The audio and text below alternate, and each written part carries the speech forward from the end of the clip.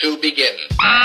Hey, what's up, guys, and welcome back to another episode of the podcast. Today's guest is none other than the master artist Jason Lee, as he joins me to talk about his experiences working in the corporate juggernaut, which is basically visual marketing and brand identity, and how he made his career jump to be one of the best, if not the best, independent fine arts illustrator and artist. You can find his artwork on Instagram, Facebook, and any high-end place. You'll find it and you'll recognize it.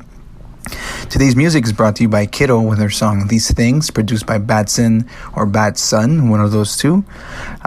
Feel free to stick around at the end of the song to hear the full song. Stick around at the end of the episode to hear the full song. Wow, I'm already getting things mixed up. But stick around and check them out. Show some support. You can find them on YouTube, Spotify, and SoundCloud. And show some support. If death comes, you almost say, okay, baby, it's time, it's good. So I know I have very little fear of death.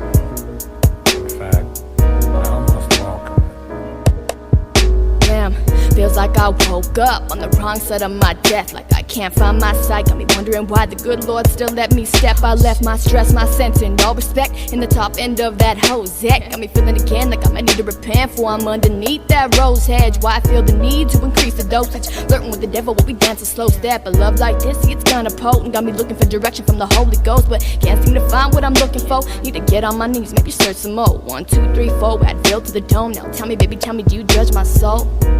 Do you judge my soul? Falling through the tunnel for that antidote. I'm hugging on the bottle with the passage road. Right down to myself, cause I know these walls might keep steady talking. Looking at my coffin, trying to find a better option. Almost like I've had it with this habit I've adopted, but it keeps pulling me back. Press the button to begin. Oh, shit, yeah. Cool. That's our new introduction. That's a new introduction to the show. Yeah. Nice. That's my my audio brand. I like that. Or my sonic logo. That's what people are calling them nowadays. That's that audio branding. I like that. Yeah, exactly. Yeah, you've been hearing it. That you don't notice it until it happens. You're like, wait a second. That's some real shit, though. I've been paying attention to a lot of that audio branding. It's real psychological. Yeah, it is. It's like you listen. Like, for example, just the iPhone. You hear it. You get a notification, and it's that notification. You know it's coming from an iPhone. Like it symbolizes that message. Hey, Apple. Oh yeah. So they're doing it. But before we get into all that crazy stuff, I want to introduce my guest today. We have the master artist. What's up, man? How you doing, brother? Doing pretty good. Thank you for coming out. I was like, hey, I'm hoping, you come through. It's been a while since I talked with you, and I just wanted to dig deep what you're doing, and go and see where it goes from there. I appreciate you for having me on again, and it's been much too long since the last time we spoke, so yeah, I appreciate you guys. A lot has changed since then. Definitely. So jumping into that, like, just give us a little bit of background, like give the listeners a little background about who you are, and where you come from, real quick. All right, just to give a little recap background about who I am. So I always tell people my name is Jason Lee, the master artist, and I was born into this world to become the greatest artist of all time. And my story is I was a child prodigy artist since the age of 5. I could draw proportionate animals, and my mom and dad fused the world of art education into me. So they had me trained by the top illustrators and painters who were master's degree professors over at Art Center since I was a child. Long story short, when I was the age of 10, I could draw and paint like Michelangelo, Leonardo da Vinci, like Renaissance artists. Holy fuck. I was the best of the best as far as just drawing. I was dominating all the awards at the time for like kids when it came to art. I was beating out kids that were twice my age, 3 times my age. And after that, I got recruited on to basically draw and be a part of Disney. Oh shit! So people don't realize this, but I was a commercial artist for 25 years. Recruited on to work with Disney, Warner Brothers, and then eventually I worked for Microsoft. I was a conceptual artist for Microsoft. Long story short, though. I made Microsoft over $1 million with one piece of artwork that I did, and told myself if I were to do that for a major corporation, $1 billion corporation that already makes tons of money, I said, you know what? Let me take a little step out of this corporate world right here and just boss up on the whole situation and become my own boss. Leave corporate America and then invest all of my talent and all of my art into my own business. And then, so that's how the Master Artist made that was born, jump. though. Made that major jump right there. Yeah, and just for me, like I was already extremely confident because I was the best. Like there was no artist around me that could even touch my skill, my just how hard I worked. As far as just being a pure talented to the maximum degree artist. I'm an art champion, so for me it was just like, hey, I had to take that dive. And for me, I only saw like I've never lost in any kind of a outcome when it came to art. So I never knew fear in art. So that's how I was able to take that and become a fine art independent artist. And I decided I would become an independent fine artist so I can create artwork instead of working for a corporation, to basically work for them for like 50, 60 years to try and make $1 million of a retirement plan. I said, you know what, let me become an independent fine artist so I can, challenge the laws of provenance. So I wanted to master the laws of provenance so I could sell artwork for over $1 million, one piece of artwork. And I said, you know what, yeah, that's what I'm doing right there. I'm going all in right there, and I'm not looking back. And so I decided, me understanding the art world, like I know it's crazy for me. I manipulate and I dominate the art world as far as like the conceptual art asset value of what I create, as far as innovation, because I get to choose how much I want to innovate and how less I want to innovate, depending on the scenario, the situation, or time frame, and all that stuff. And for me now, you know, that like I'm older now, I'm wiser now. 42 years old. I always tell people I'm the same age as Floyd Mayweather. Wow. You do not look 42, man. Not at all. Oh yeah. I'm a lot older and wiser now, but I'm not. Even though I'm older and I've been in the game for so long, I'm not really. I don't feel as if I'm an old soul that's about to retire or anything like that. I feel as if I'm still at my peak. Nice. I'm still striving. I'm still rising. Like rising actually higher than I've ever rose in my life, like ever. So that's why right now I feel as if it's a great time to inspire the world and to change it. Yeah, definitely. Yeah. Damn. I mean, for sure. Since you said okay, so you've been doing independent for how long? Let's see, independent fine artist. I would say. Let's see, that would be since 2006. 2006. Yeah. Okay, so that's what, like 13, 14 years, huh? 14 years. Yep. Damn. Oh yeah. So I mean, you saw the difference between what you were doing in corporate and once you became free, right? The experimenting with different styles, man, different mediums. I gotta tell you, my experience in corporate America, I always trip people out on this because it builds so much knowledge for younger artists who actually work as a commercial artist but have dreams of becoming an independent fine artist that blows up in this world. There's such a difference in mentality. And for me, my experience in as a commercial artist, when I work for a lot of these advertisement agencies and Disney and Warner Brothers, big corporations like that, I was just the most extremely skilled artist that was on their squad, their team. So I had, when I was working with Disney, I had like 25 designers that were all a part of this department.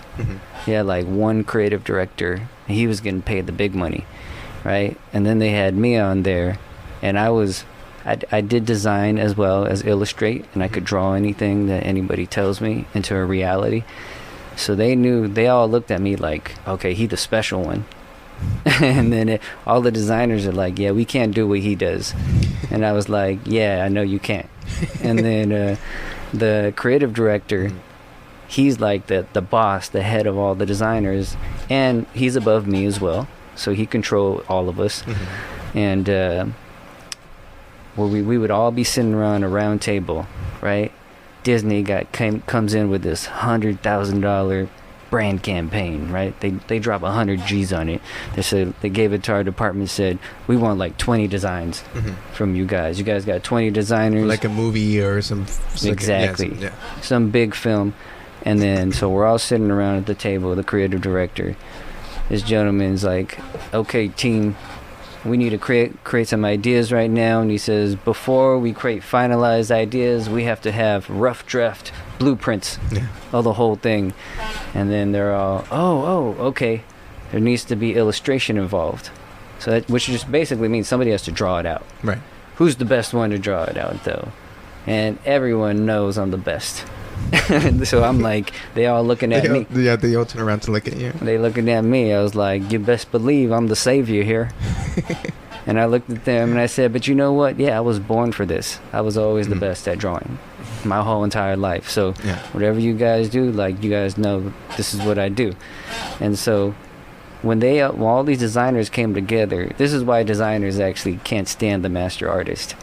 Designers hate the master artist because for me, I always dominate them. Yeah. And it's easy for me too because designers don't know how to draw. And that's the biggest weakness when it comes to art and design. If you're sitting at a round table and we're all talking about who brings and puts something on the table as far as marketable asset value and who can communicate that on a higher level faster.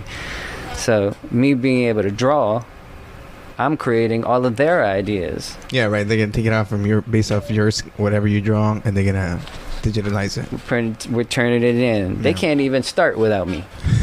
And for me, that's when I understood that the power of being able to draw is the most powerful thing when it comes to art, because it's about who's able to communicate that high-powered idea to the maximum degree visually. And then you can monetize on that, and you can make a game plan on that, and you can innovate everything. Right. So that's what I learned when I was really young at that time. I was young when I was working in corporate America. I was in my 20s.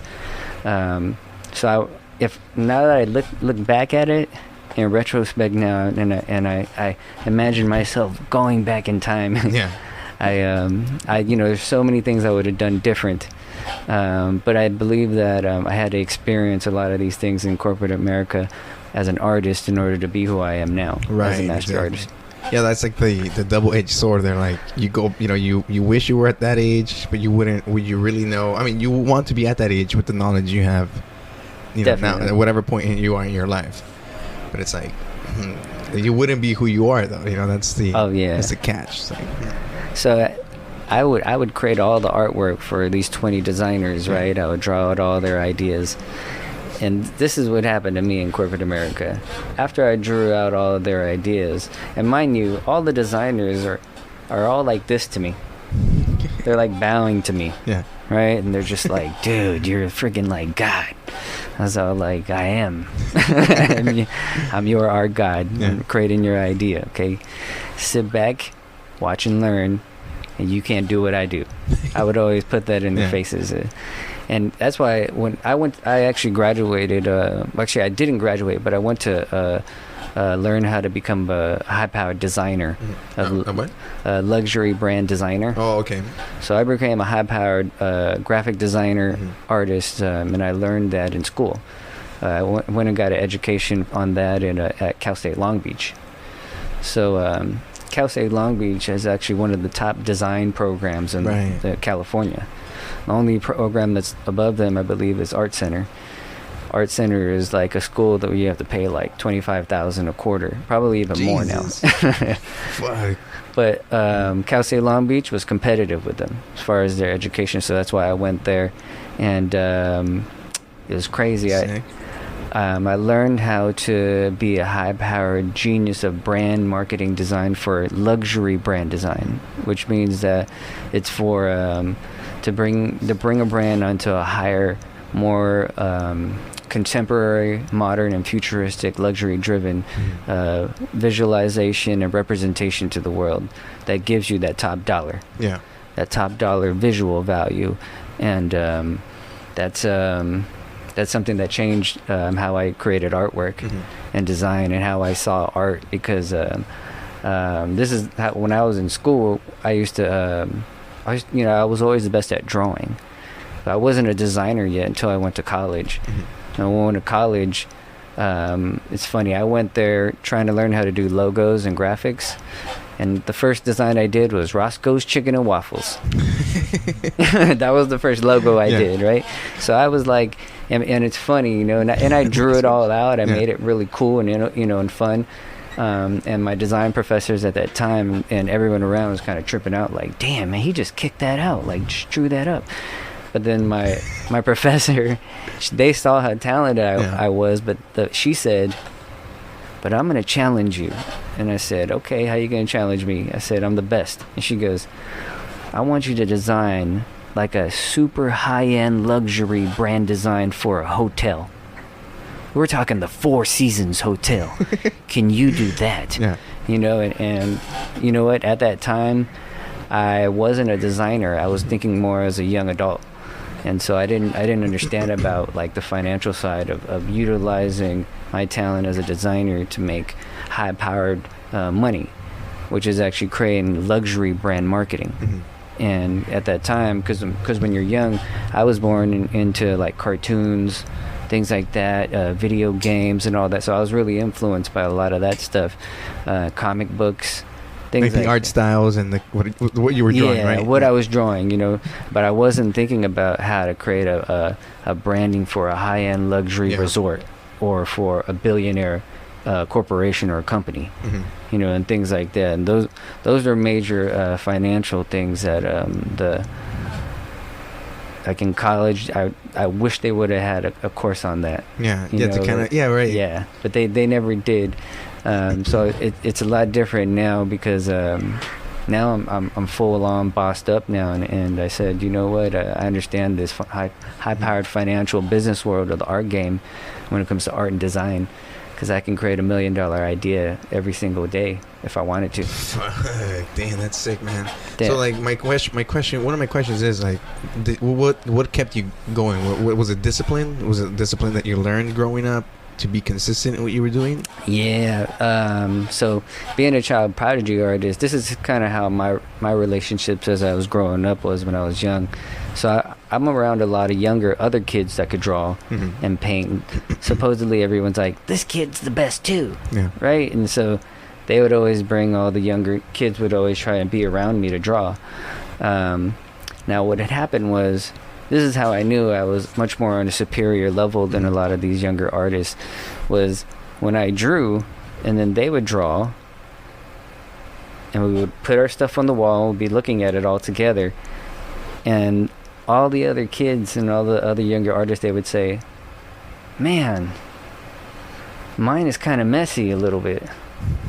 Yours is clean, spot on, perfect. Yeah. and so they came to me they were like, can you clean my artwork to make mine like yours? And then that's when I knew I was just like, everyone's trying to be me. Yeah. Like, and the main thing is I do have so much more discipline than the majority of artists. I'm the artist that has the most patience in art. That's why I can conquer and dominate. Yeah.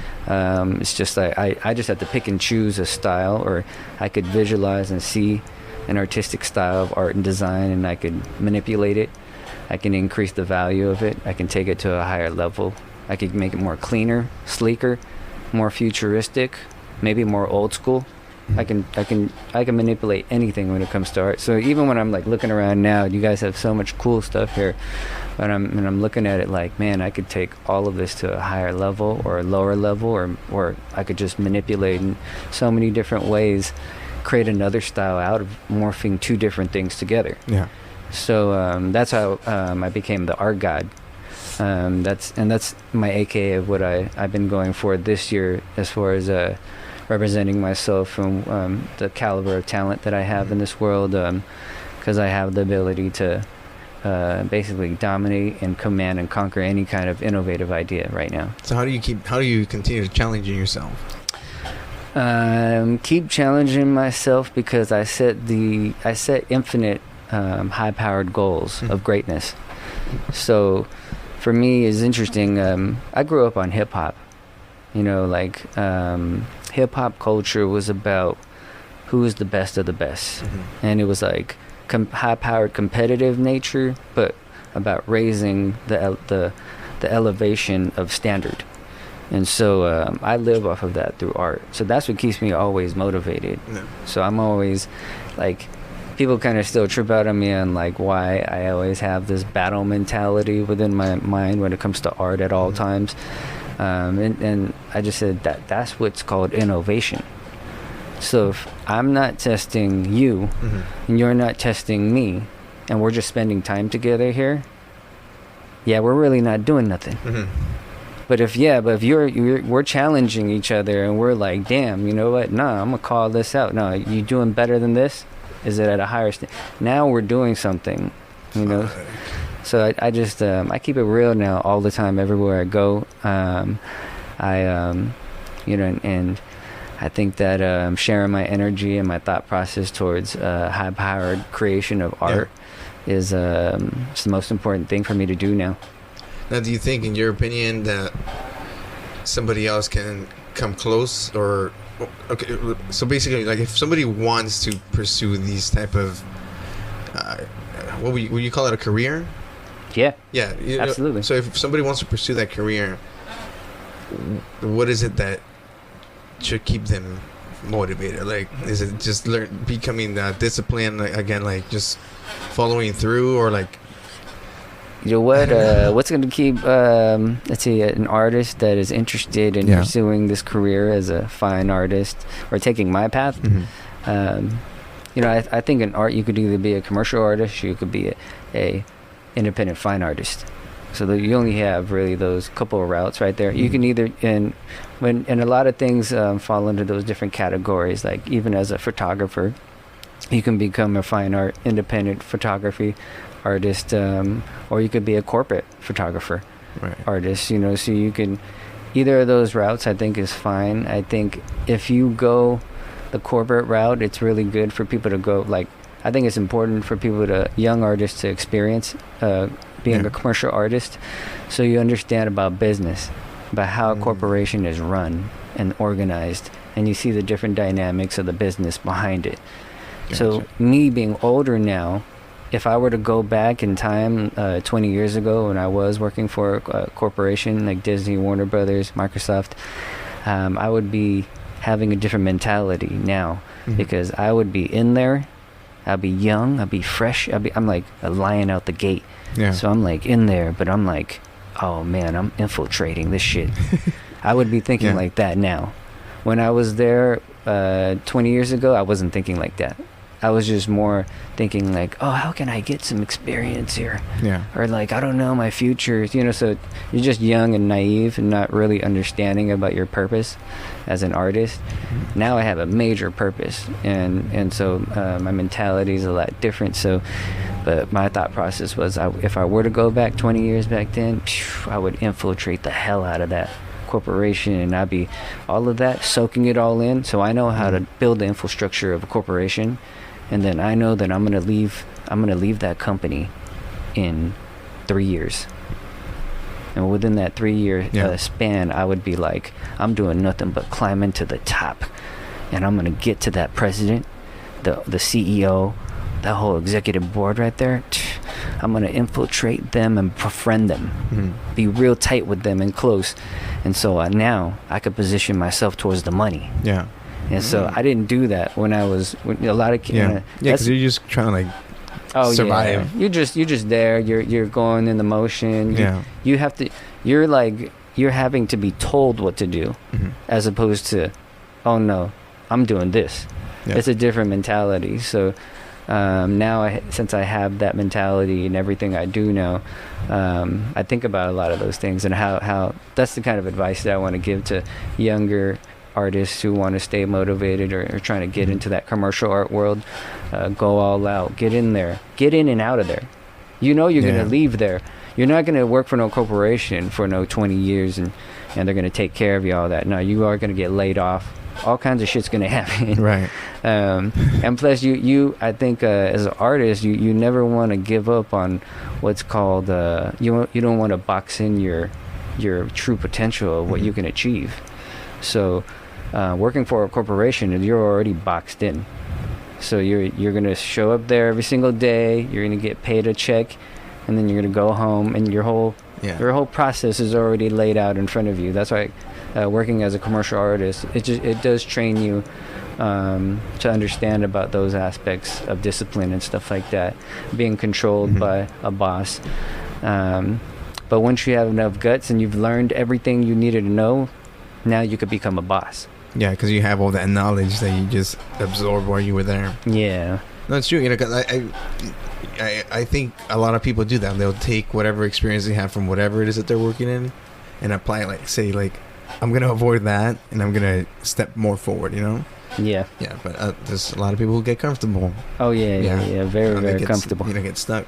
But no, I think that's what, you know, I hear stuff like, you know, your stories and stuff, and it's admirable because, you know, you all, I think as any person, as individuals, we want to keep going. We want to keep getting better. And it's sometimes really hard for us to kind of keep going just because we feel like, you know, our work is not good enough or anything, and we have those mental obstacles just kind of hold us back. So yeah, I think it's cool, you know, hearing that, because, you know, I feel every time I have some conversation with somebody that talks about their shit, you know, it just feels like I'm getting revived again. Like, okay, you know, you gotta keep hustling, like you gotta keep going. Definitely. You know, and I think, you know, you're a perfect example of that. Yes, absolutely. You know, I do see a majority of a lot of artists out there who actually fail. Yeah.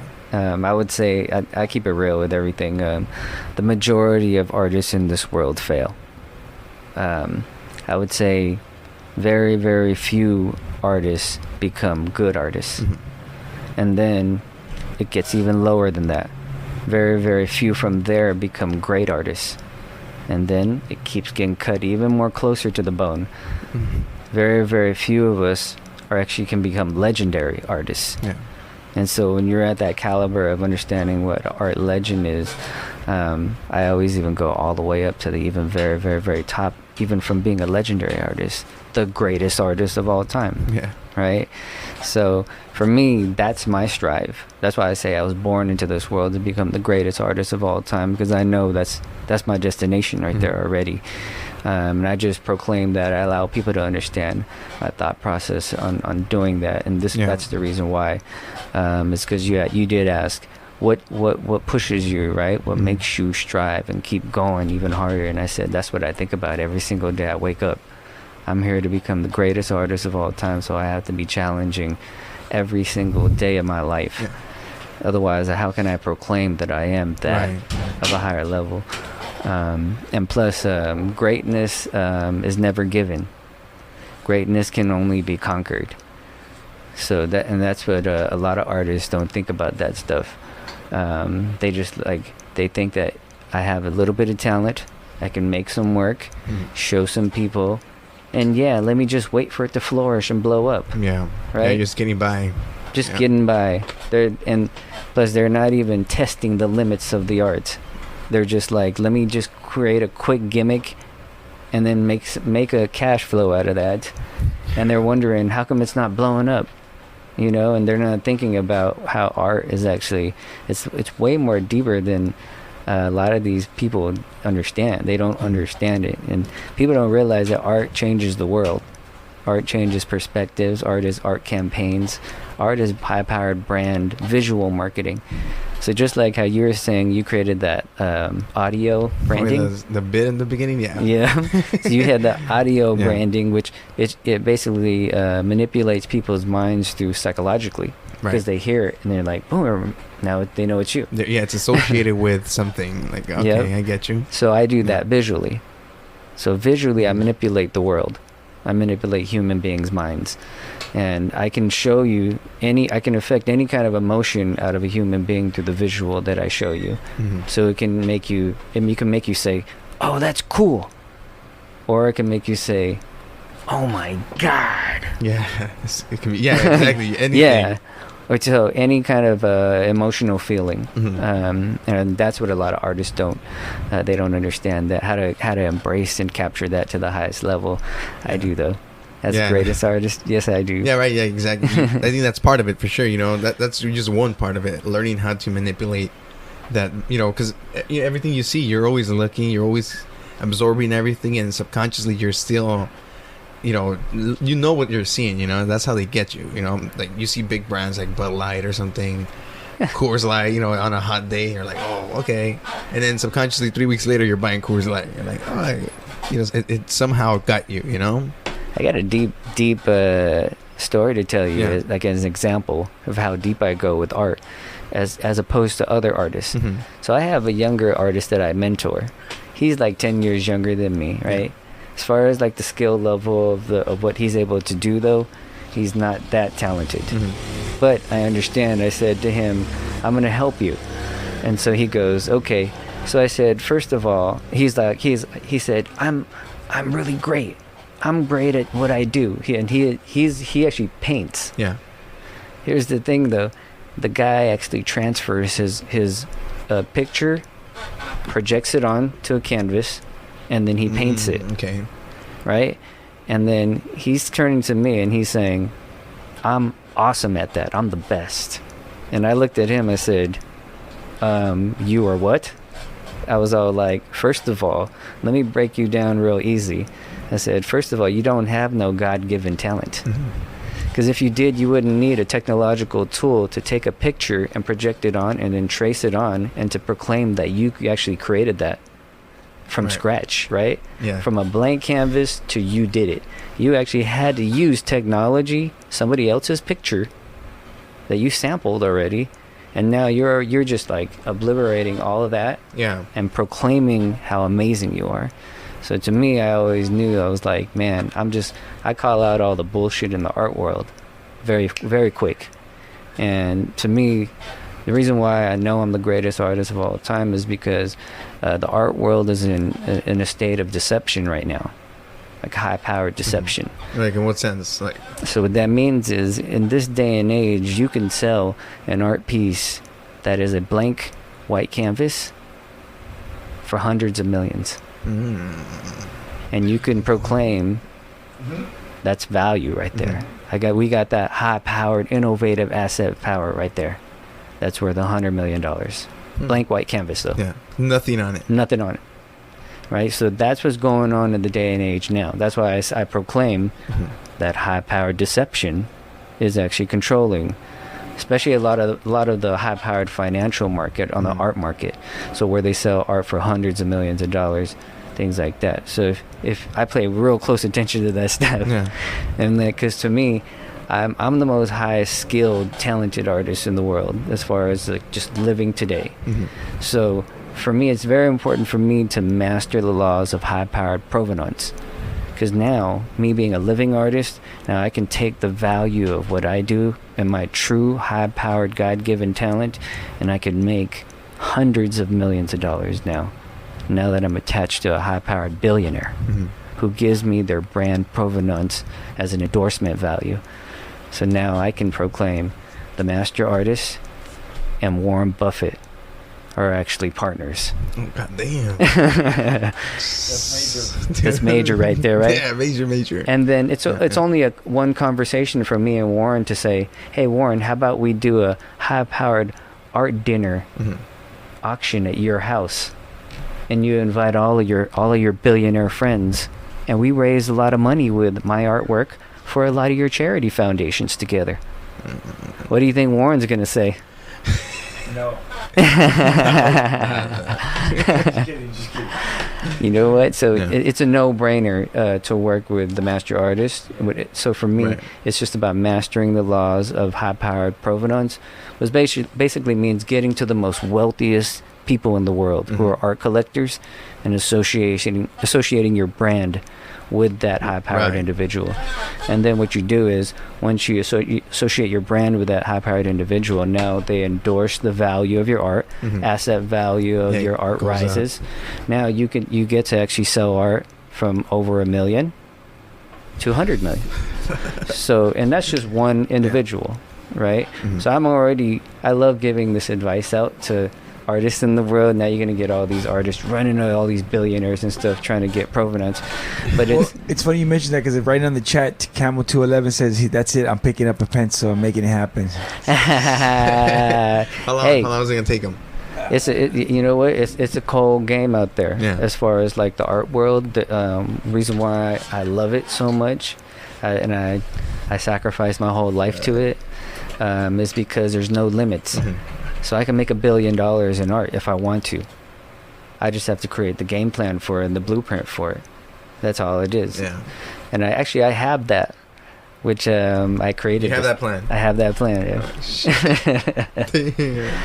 Yeah. High-powered $1 billion global plan to basically help inspire the world of art education. Okay. And for me, God blessed me with the gift to be the greatest artist of all time.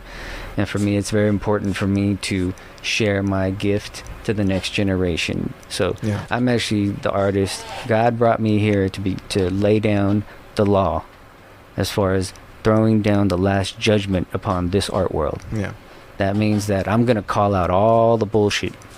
I'm going to cut out all the deception in the world. I'm going to start chopping trees down. You know? Yeah. And the only thing is, I'm the one that has to do it because I'm the only artist who actually can challenge every single artist alive. There is no other artist in this world that could do that. I'm the only artist that was born and bred to do that. So it's an honor for me right now to be doing this, and I'm really excited to bring legendary history together. Dude, that's awesome. Yeah. I just had a question. What was I gonna say? Oh yeah, contemporary art. Yes. You know how you walk in sometimes and people are going through the gallery and stuff, and they're like, "I could have drawn this shit." Yeah. What's your what's your outlook on those type of paintings? Oh, okay. There you go. So I was explaining to you about the high-powered provenance with the billionaires, where they sell $100 million paintings. So the art out there, that contemporary art that you're saying in those galleries, that kind of art is there. Like, contemporary art was created to basically manipulate and be able to, I would say, bring deception upon the art world. Contemporary art. Yeah. Which means, like, when they say contemporary, they're just saying new, different. Yeah. Okay, that's all that they're saying. And to me, you know, like, I have respect for contemporary art, because contemporary art is like, it's like artists who just want to make just to make, without having any, I guess, great aspirations. And so, and a lot of artists, they get really stuck on that aspect. Yeah. Especially because a lot of artists they're not that talented. So what I notice in the art world, it's about confidence. So if you don't have confidence in art, then you're not going to do it, or you'll be afraid to do it. You'll put it off. You see a lot of these people who proclaim that they're artists, but they don't create. They don't create like a badass every day. Yeah. You know, they don't give it all. Yeah. They don't beast up on it and just dive into it. You know, with a lot of passion and dominance. That's it. You can only know dominance if you do that. Yeah. So most of these people, it's really to me it was about insecurities, and that's what education is all about right there. So when you're younger, and I've understood that by teaching kids. So I teach 5-year-old kids. I teach high school kids. Yeah. And like the basics of drawing and all that. Okay. Oh yeah, I always tell people who don't even know art, like, I can teach anybody how to create art. You just have to master creating the basic shapes: circle, square, triangle. If you can master making just perfect shapes, now you can go to the next level. Yeah. Make those in 3D. Right. So circle. Yeah. Square is a cube. The Cylinder. triangle. Yep. A pyramid. Yeah. And so create that in 3 dimension, and then the next level after that, it would Drawing. Yep. Freehand. Just drawing, getting used to making shapes. Mm-hmm. You know, because nobody knows. You don't know. Like, I couldn't tell you to create a portrait of a human being or a landscape environment if you didn't know even how to make the basic shapes of all that stuff. Yeah. So Yeah, you look like a Picasso or something. yeah, it'll be exactly like a cartoon or something, right? So that's how you can elevate. Where kids really start off doing stick figures when they're really young at drawing. From the stick figures, they'll start to create volume and shape. Yeah. Right, like cartoons. And then from cartoons, if you want to become a higher level, you have to draw realism. And so you can now take any kind of cartoon and then you can shape it into any kind of character format, and you can make it into the next like Toy Story or Pixar sort of style thing. Yeah, just into a 3D technology world. Yeah. Yeah, right now my son's at the phase where he's drawing superheroes with like actual details, but they're still really still. And it's like, okay, you gotta start putting them in action poses or something, you know? Definitely. So, so hopefully he moves on to that level. Oh yeah, no, definitely. He got to, man. This is the age of the, the creatures and the characters coming out now. So I say, like, hey, if the kids, I want to inspire them to draw out all the monsters, all the crazy characters and stuff like that is cool, like that stuff. Yeah, I mean, it's practice too, right? I mean, I'll say it's practice. They used definitely just fucking around. I mean, you know what? The more you draw, that's how you can become amazing at it. If you don't draw, you can't be an amazing artist. You gotta draw your ass off every day. Well, there you have it, people. Definitely. I mean, for sure, you stick. I feel like people just can get off like just being consistent, disciplined, even if they don't strive to be at that level. Just to strive to get better, and just keep going even if you feel like you can't. Absolutely, brother. Oh, man. Before we start wrapping this up, because that's the right time, right, Dre? 14? Right there. Oh, no. Oh, okay, wait. But that's the time that's for the hour? Well, yeah, that's when I started. Oh, okay. So, I mean, we got 14 minutes, right? Do you want to go past the 8:30? Oh, Oh, you got a time frame? Yeah, we got a time frame. What's the time frame? Like 8:30. Oh, what time is it right now? 8:20. I'll give you another 8:20? Go ahead. Oh, yeah. I mean, Go ahead. let's see here. Well, Go ahead. yeah. Well, let's see. Well, we got 10 minutes here. What can we? Hey, you know what? Hey, man, went by pretty fast. Can we freestyle some stuff? Yeah. It did go by fast. Yeah, I was like, what? No, Okay. you know what, dude? We can keep talking too. Yeah. Like, to be honest, too, It sucks. It started a little late. That's the only thing that sucks. I'm sorry. Yeah, oh it's yeah, cool, it's cool. No worries. Yeah. I was gonna say, speaking of me being a legendary artist, it is what it is. I like talking about some real, like I said, some real deep stuff. Yeah, no. Like, I'll tell you this too. With an artist, like, this is the kind of advice I want to give to artists out there for as far as confidence goes. Like, people don't realize this, but I have the power to seduce the most beautiful women in the world with my art. Just by drawing them. God damn. And I can seduce them when it comes to two aspects that I dominate. Yeah. In a way that's through love, or in a way that's through lust. Oh. So I'm gonna make them feel. I have to I choose however that I want them to feel, and that's the power that I put into that drawing or that art. And this is what's cold-blooded about being the most amazing dope-ass artist, as far as like true high-powered skill. So I always tell people this story. I'm a master artist, but I'm also a strip club legend, right? Oh. I told you guys that, right? Yeah. Because I went to a strip club for 100 days straight, and I drew all the bad bitches, all the baddest ones in there, the most beautiful ones there. And you know what? For me, it was interesting. I didn't go to strip club much back in the days, but at that time, I said, you know what? Nah, I'm gonna do this, and I'm gonna go in there and do one thing. I'm gonna master the laws of seduction in my drawing, so I could draw any beautiful woman, right? And I had a lot of friends that were coming with me to the strip club, and they kept going, hey, Brian, how do you get those bad bitch? How do you get those girls like that?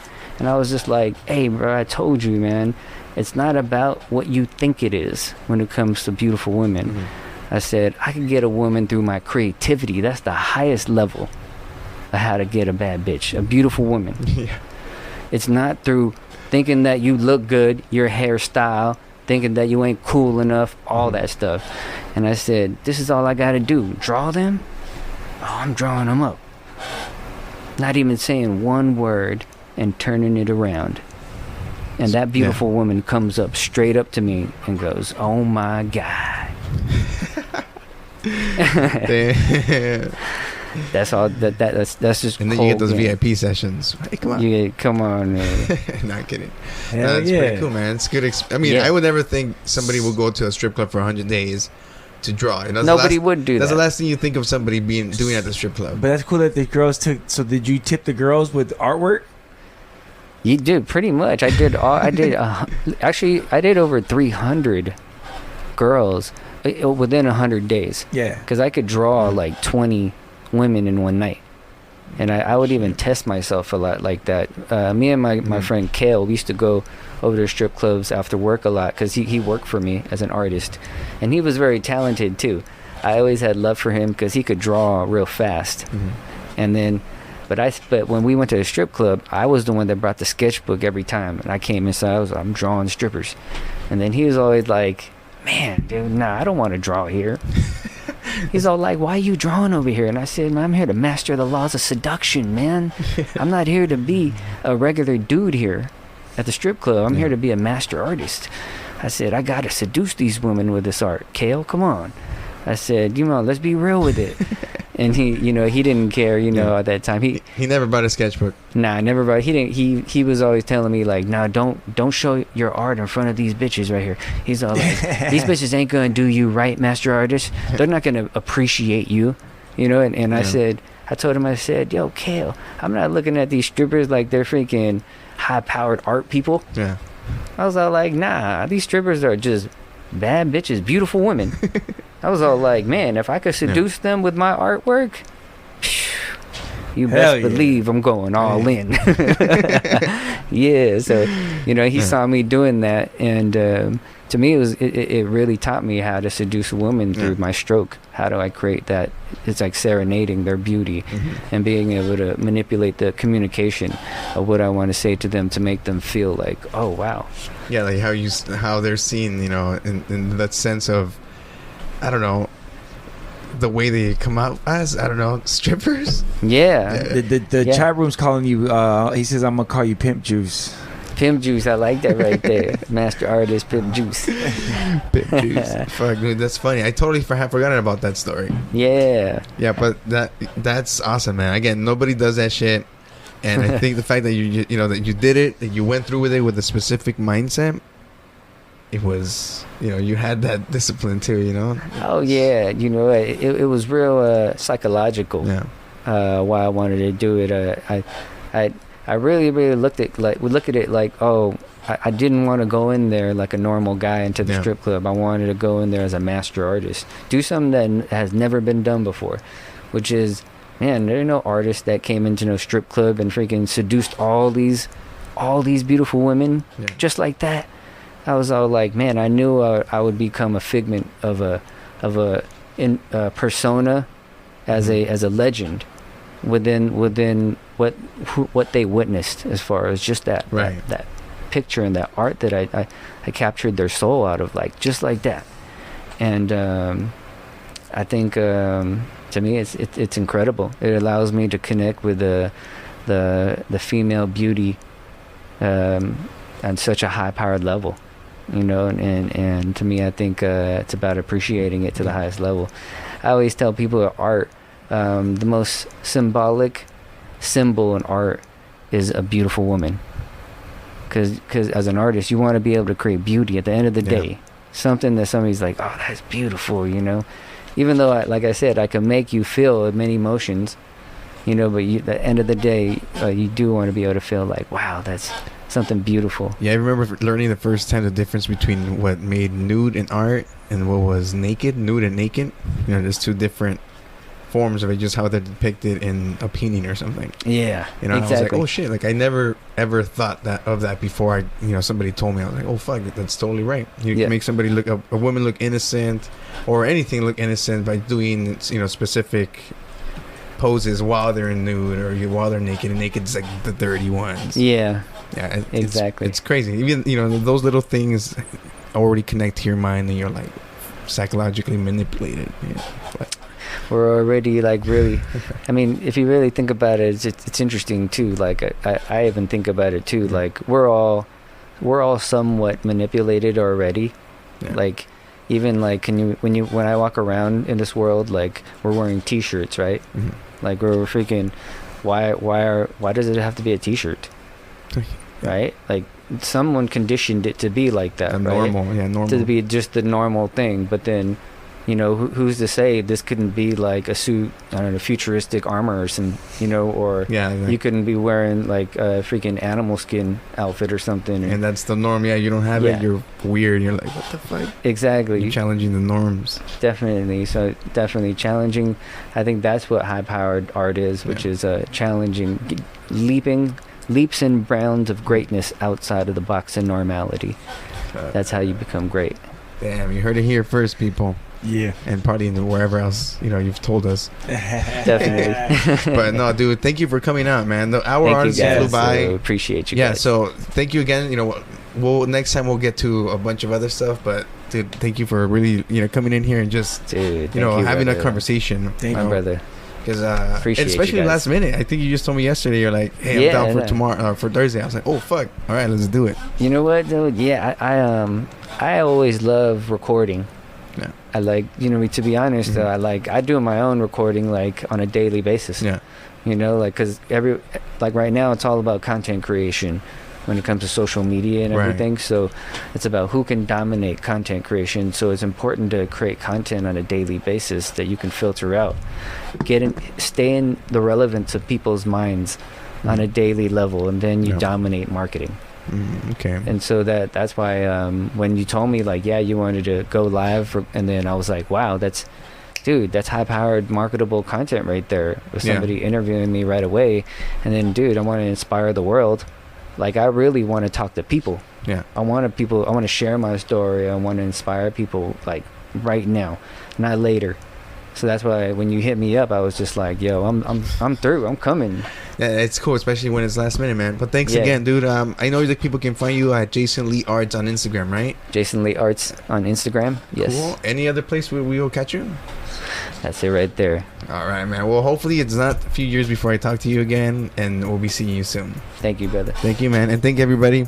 See you guys next week. Appreciate it.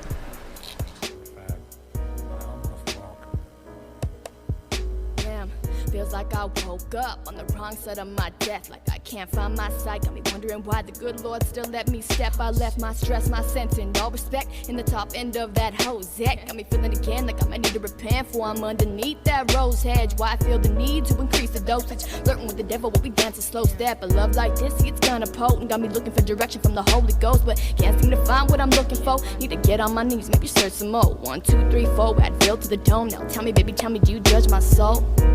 Do you judge my soul? Falling through the tunnel for that antidote. I'm hugging on the bottle with the passage road. Right down to myself, cause I know these walls might keep steady talking. Looking at my coffin, trying to find a better option. Almost like I've had it with this habit I've adopted, but it keeps pulling me back like I'm locked in. Why do I do these things I do?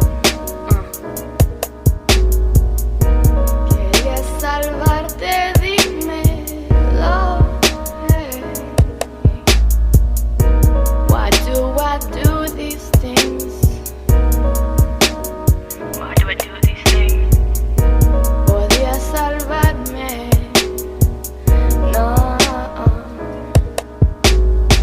Now I can't lie some nights. It might catch me up till dawn, just sipping straight or twisting papers on my draper like I'm dawning. No, I can't really say when I got this weight. Could it be those nights watching daddy play? Could it be the fact that I was born this way? Always looking for a way to make my great escape. Shit. Well, I guess it's nature. For those of us who knew we didn't want to stay here, get off that bus like, Lord, can we play here? Is it just another quick stop? Can we get there? Man, I'd pay that fare if I could steal that fire and just disappear like a thief in the night who left nothing here but some talk and a song that keeps whispering. All my thoughts and my fears and the way that I feel when I look in the mirror. But if I'm to be real, I don't know why I carry the way. I'm still lost in a blanket of stairs. This one here's for the burnouts and the intellects. I don't know which side they be sitting with. From one too many, you'll live it till it up in your split. We either chasing heaven or we lost in the bliss. Why do I do these things? Why do I do these things?